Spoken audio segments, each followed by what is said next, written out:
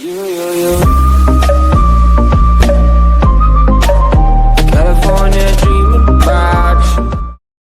Friends, welcome back to my YouTube channel Sweden dreams. അപ്പോൾ നമ്മൾ കുറച്ച് നാളുകൾക്ക് ശേഷമാണ് ഒരു ലോങ് വീഡിയോ വീണ്ടും ചെയ്യുന്നത്.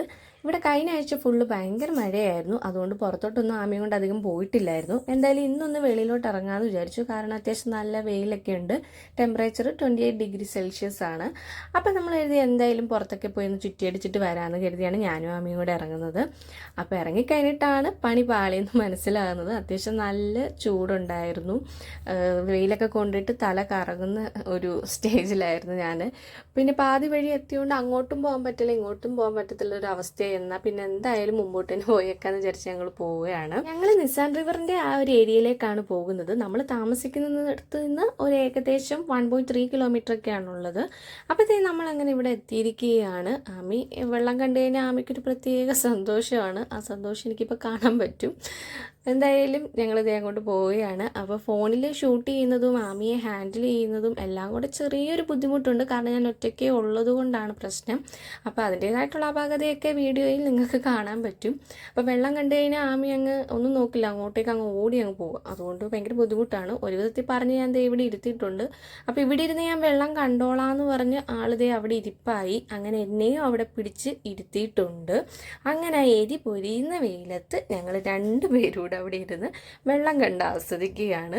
അവിടെ എന്തൊക്കെയോ ബോട്ട് വരുന്നുണ്ടമ്മേ എന്നൊക്കെ പറഞ്ഞൊക്കെ ഓരോന്നൊക്കെ ചൂണ്ടിക്കാണിക്കുന്നുണ്ട്. അപ്പോൾ എങ്ങനെയും ഇവിടുന്ന് എസ്കേപ്പ് ചെയ്യണമെന്ന് വിചാരിച്ചിട്ട് ഞാൻ ആമിയോട് പറഞ്ഞു, നമുക്ക് തൊട്ടപ്പുറത്ത് വേറെ വെള്ളമുണ്ട്, അവിടെ ഇഷ്ടംപോലെ വെള്ളമുണ്ട്, അവിടെ വെള്ളത്തിൽ ഇറക്കി കളിക്കാമെന്ന് പറഞ്ഞിട്ട് ഒരുവിധം കൺവിൻസ് ചെയ്തിട്ട് അങ്ങോട്ടേക്ക് കൊണ്ടുപോവുകയാണ്. അപ്പോൾ അവിടെ ആകുമ്പോൾ അത്യാവശ്യം തണലൊക്കെ കിട്ടും, അതുകൊണ്ടാണ് ഞാൻ അങ്ങോട്ടേക്ക് പോകാമെന്ന് വിചാരിച്ചത്.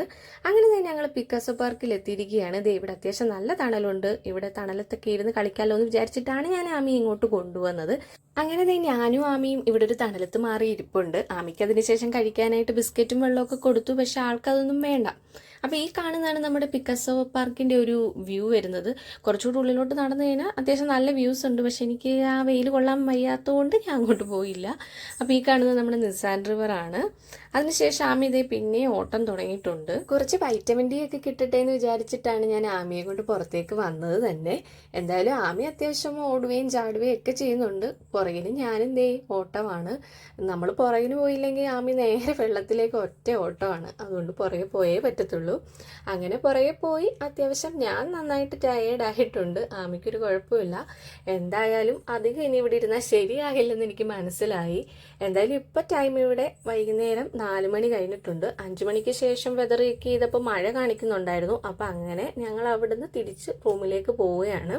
അപ്പോഴത്തേ ആമി അത്യാവശ്യം നന്നായിട്ട് ടയേർഡായിട്ടുണ്ട്, വെള്ളമൊക്കെ കുടിക്കുകയാണ്, വെയിലൊക്കെ കൊണ്ടൊരു പരുവായിട്ടുണ്ട്. അപ്പോൾ ഞങ്ങളിതേ അപ്പാർട്ട്മെൻറ്റിൽ എത്തിയിട്ടുണ്ട്. ആസ് യൂഷ്വൽ അവിടെ ഒരു വോയി ഉണ്ടായിരുന്നു, പിന്നെ ഞാൻ പറയണ്ടല്ലോ. അപ്പോൾ ഇന്ന് ഇത്രേ ഉള്ളൂ. അടുത്ത വീഡിയോയിൽ വീണ്ടും കാണാം. Okay, bye. ഹേ ഡോ.